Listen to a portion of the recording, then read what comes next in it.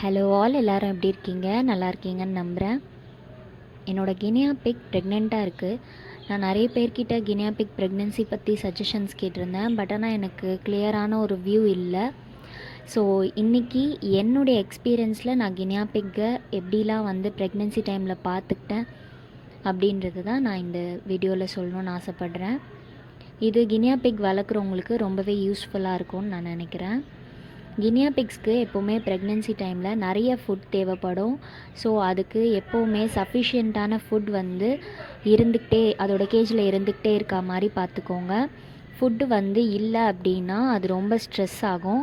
So வந்து food எப்போவுமே Guinea பிக்கோட கேஜில் வச்சுக்கிட்டே இருங்க. அதுக்கப்புறமா வந்து ஒரு குவைட்டான என்விரான்மெண்ட்டை கொடுக்க ட்ரை பண்ணுங்கள்.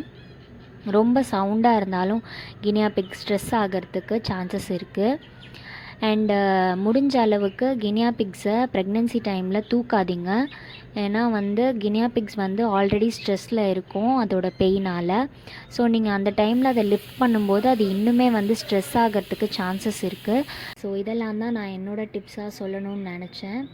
ரொம்பவே தேங்க்யூ இந்த வீடியோவை நீங்கள் லிசன் பண்ணதுக்கு.